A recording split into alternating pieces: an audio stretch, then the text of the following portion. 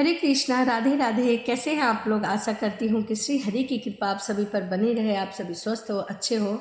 इसी कामना के साथ आज हम सुनेंगे नारियल के पेड़ की कहानी। क्या आप जानते हैं कि नारियल की उत्पत्ति कैसे, किस प्रकार हुई, किसने की? यदि हाँ तो कमेंट में ज़रूर बताइएगा, यदि नहीं तो आइए मैं इस कहानी के माध्यम से आपको बताने की और समझाने की पूरी कोशिश करूँगी। प्राचीन काल में सत्यव्रत नाम के एक राजा राज्य किया करते थे। वह बहुत ही धार्मिक प्रवृत्ति के थे, प्रतिदिन पूजा पाठ किया करते थे। उनके पास किसी भी चीज़ की कभी भी कमी नहीं थी। वह धन दौलत से लेकर हर प्रकार की सुख से समृद्ध थे। हालांकि उनके बावजूद भी राजा की एक ही बस अभिलाषा थी, जो कि अभी तक पूर्ण नहीं हुई थी। वह चाहते थे कि दरअसल राजा सत्यव्रत को किसी भी प्रकार से स्वर्गलोक जाने की इच्छा पूरी हो जाए और वह देख सके कि स्वर्गलोक कैसा और किस प्रकार का होता है। वह अपने जीवन में कम से कम एक बार स्वर्गलोक के सौंदर्य को देखना चाहते थे, लेकिन उन्हें इसका मार्ग पता नहीं था। इधर उधर दूसरी तरफ ऋषि विश्वामित्र अपनी तपस्या के लिए घर से बाहर निकले थे। चलते चलते वह अपनी कुटिया से काफ़ी आगे चले गए थे। काफ़ी समय बीत गया, लेकिन वह वापस नहीं लौटे, क्योंकि वह अपने तप में बहुत ही लीन हो गए थे। इस प्रकार उनका परिवार भूखे और प्यासे तड़प रहे थे, भूख से व्याकुल थे।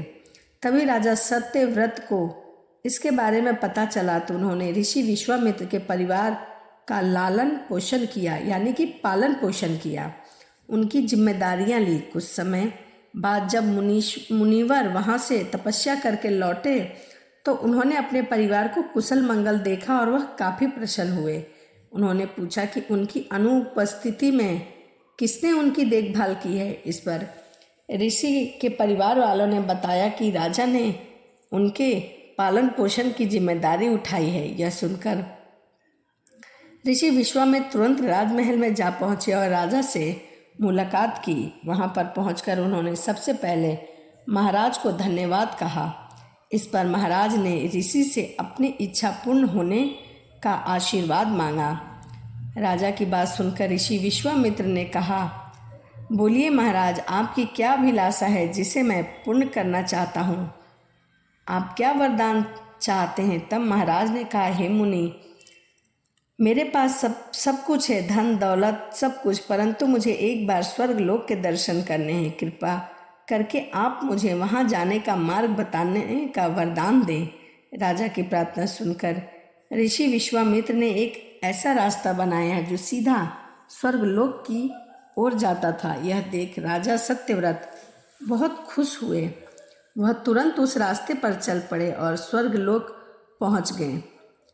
वहां पहुंचते ही इंद्रदेव ने उन्हें नीचे धक्का दे दिया, जिसके कारण वह सीधे धरती पर जा गिरे। राजा ने तुरंत सारी घटना ऋषि विश्वामित्र को बताई। राजा की बात सुनकर ऋषि विश्वामित्र गुस्से से आग बबूला हो उठे। उन्होंने तुरंत सभी देवताओं से इस बारे में बात की और इस समस्या का हल निकाला। इसके बाद राजा के लिए एक नया रास्ता स्वर्गलोक बनाया गया। नए स्वर्गलोक को पृथ्वी और देवता के स्वर्गलोकों के बीचों बीच स्थापित किया गया था, ताकि किसी को भी कोई परेशानी ना हो। स्वर्गलोक से राजा सत्यव्रत तो बहुत खुश हुए, लेकिन विश्वामित्र को एक चिंता लगातार और प्रतिदिन सताई जा रही थी। उन्हें डर था कि कहीं नया स्वर्गलोक कहीं जोरदार हवा के कारण गिर न पड़े। अगर ऐसा होता है तो राजा सत्यव्रत दोबारा धरती पर आकर गिर पड़ेंगे। काफ़ी सोच विचार के बाद ऋषि विश्वामित्र को एक उपाय सूझा। उन्होंने एक स्वर्गलोक के नीचे एक बहुत ही लंबा खंभा लगा दिया, ताकि उसे सहारा मिल सके और वह स्वर्गलोक नीचे न गिर सके। वह खंभा बड़ा होते होते एक विशाल पेड़ के तने के रूप में बदल गया। यही नहीं, कुछ समय पश्चात जब राजा सत्यव्रत की मृत्यु हुई तो उनका सिर एक फल में बदल गया। तभी से इस खंभे को नारियल का पेड़ कहा जाने लगा, जबकि राजा का सिर नारियल के रूप में जाना जाता है। यही कारण है कि नारियल का पेड़ इतना लंबा होता है। इस कहानी से हमें क्या सीख मिलती है? इस कहानी से हमें यही सीख मिलती है कि अगर सच्चे मन से किसी की मदद करें तो हमारी मनोकामना अवश्य पूर्ण होती हैं। तो यह नारियल की उत्पत्ति कैसे हुई और किसने की, इसकी कहानी थी। तो चलिए इसी के साथ वीडियो को समाप्त करते हैं। यदि मेरी कहानी आपको अच्छी लगती हो तो प्लीज़ कमेंट में हाँ लिखना या फिर राधे राधे लिखना ना भूलें। तो चलिए इसी के साथ वीडियो को समाप्त करते हैं और मिलते हैं अगली वीडियो में। राधे राधे, जय श्रीमन नारायण, हरे कृष्णा।